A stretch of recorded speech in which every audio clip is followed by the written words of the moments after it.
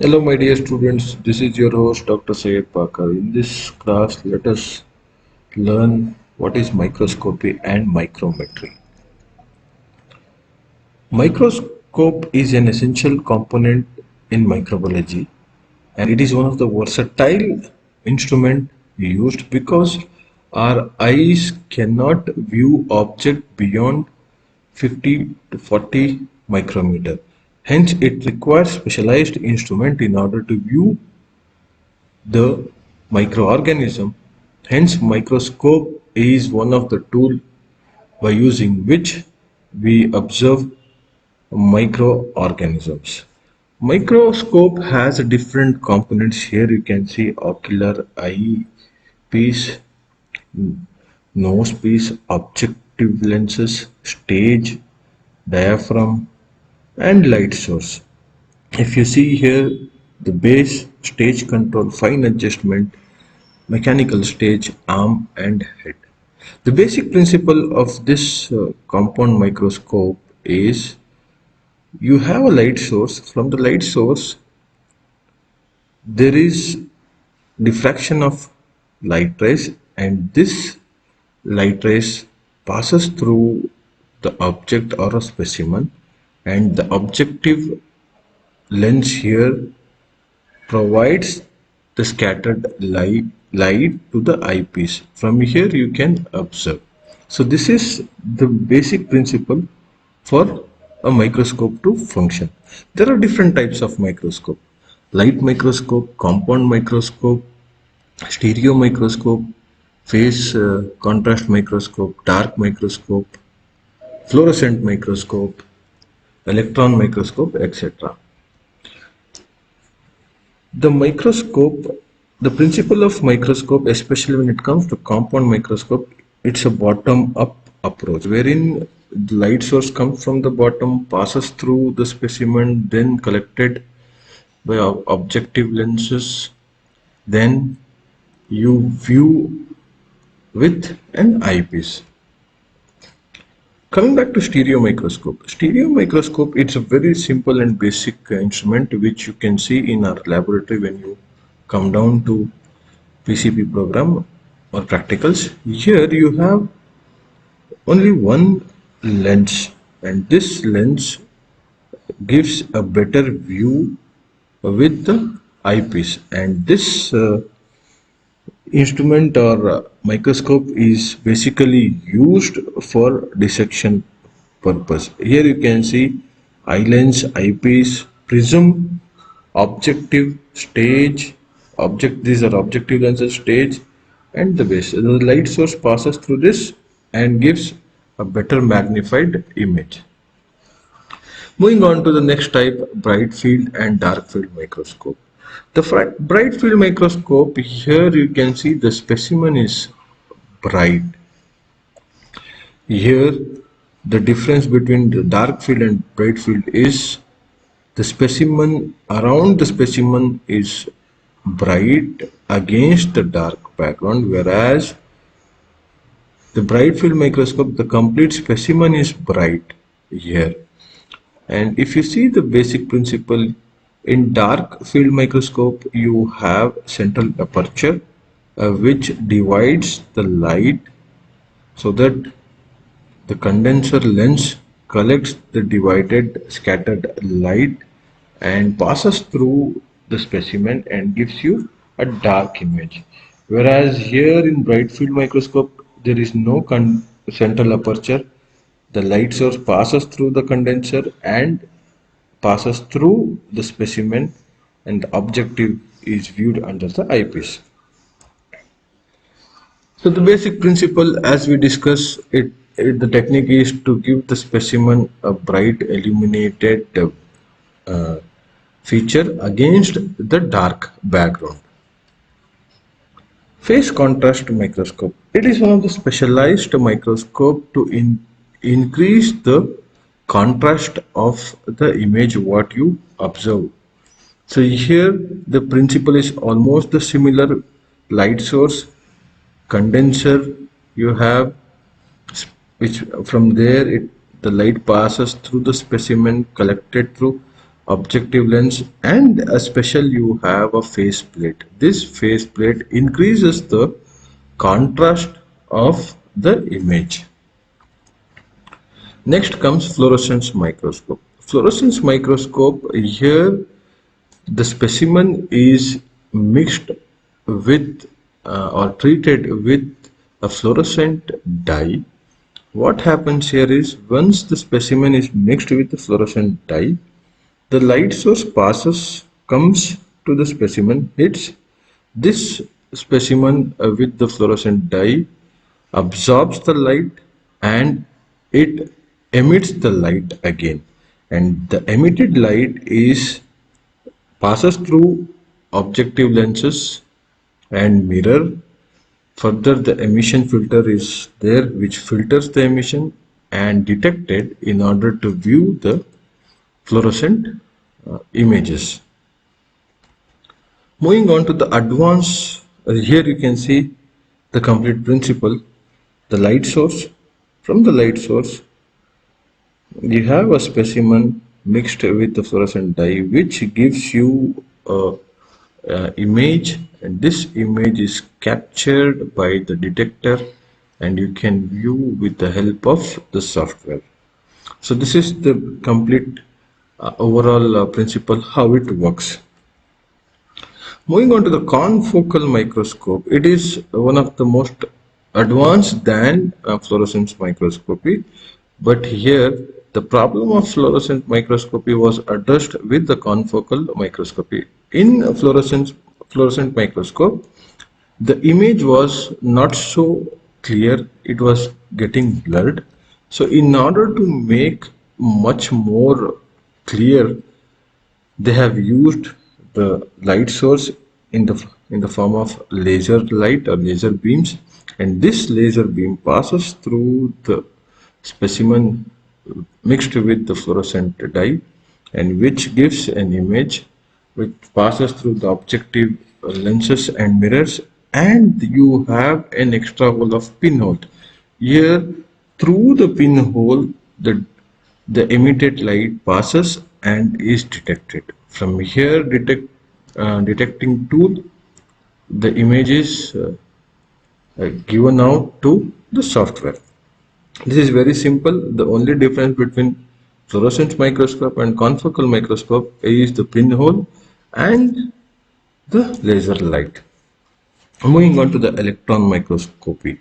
Electron microscopy is one of the most advanced microscopic tool mankind has ever discovered. Here, instead of the condensing lenses or objective lenses, you have electromagnets, and this electromagnets captures the image, and here instead of light you use electrons. It is like the compound microscope was bottom up approach, whereas the electron microscopy is top down approach, where the electron source, whereas in compound microscope the light was passing from down to up, whereas here the electrons passes from up to down, which is nothing but top down process. The electron source releases the electrons, which is controlled with this electromagnets, and from there, here you can see VSC detector, which means it goes to the specimen, and backstage scattering electrons are captured with scattering electron detector and the image is formed. This process is called as scanning electron microscopy, which gives you an overview of the surface area and gives you a 3D image. Whereas the transmission electron microscopy, the concept is very similar, whereas the only difference here is the specimen is sandwiched between the lenses, which is nothing but electromagnets. So whenever the electrons passes through it, these electrons are captured with the detector, and It is much more advanced than the scanning electron microscopy. Here you can see the different size, shape, and the detailed information of a particular object. Here you can see both the difference, how it is captured, scanned, and a specialized software is used to detect the image. This is how it looks in the laboratory. It is one of the most expensive instrument. Everything is operated in the vacuum system. So here you can see the same image, scanning electron microscopy image of the cell. You can see it looks more like 3D image with cell surfaces, whereas the transmission electron microscopy, you can see the complete detailed structure, how the cell looks, in-depth knowledge or morphological characteristics of the cell. So these were some of the different types of microscope. Now let's move on to micrometry. Micrometry is nothing but the measurement of cell growth.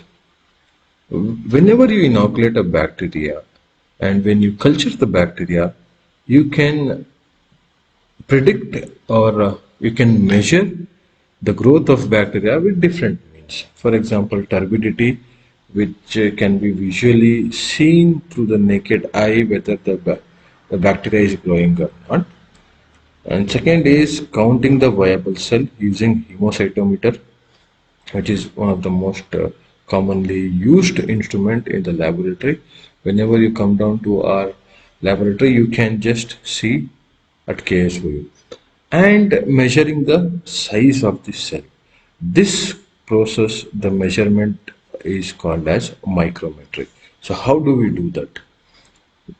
In the microscope, you have stage micrometer and ocular micrometer. This ocular micrometer is present in the eyepiece, whereas the stage micrometer is present on the stage of the microscope.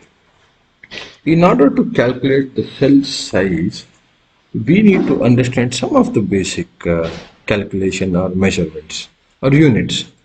1 meter is equal to 1000 millimeter and 1 millimeter is equal to 1000 micrometer and 1 micrometer is equal to 1000 nanometer.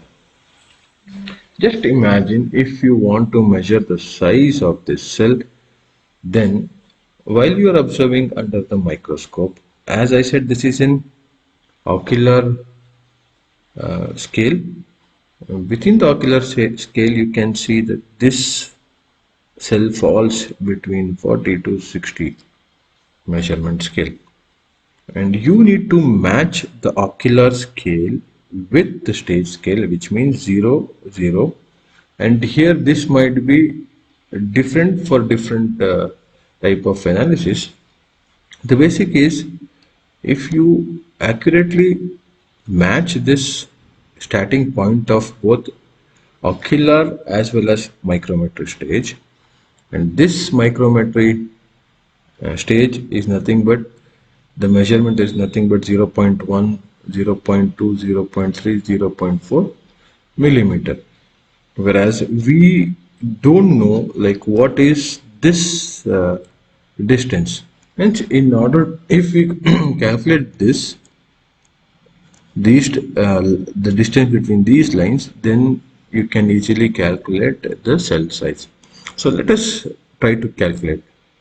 Now, with this we came to know that 100, 0 to 100 eyepiece unit is nothing but 0.4 millimeter at stage stage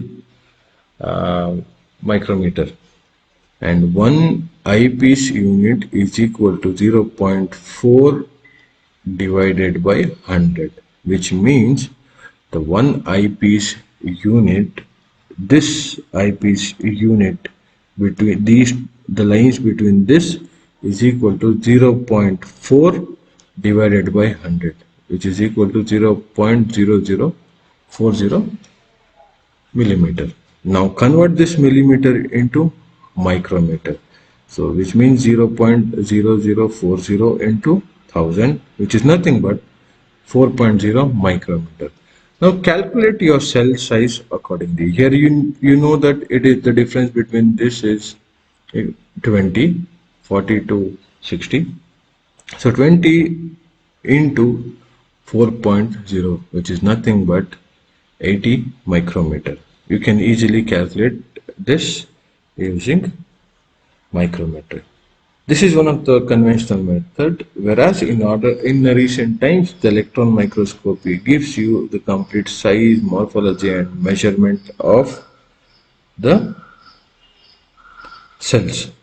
So with this, let me conclude today's class, and we have successfully completed the different types of microscopy and micrometry. I wish you all the very best. See you in my next class.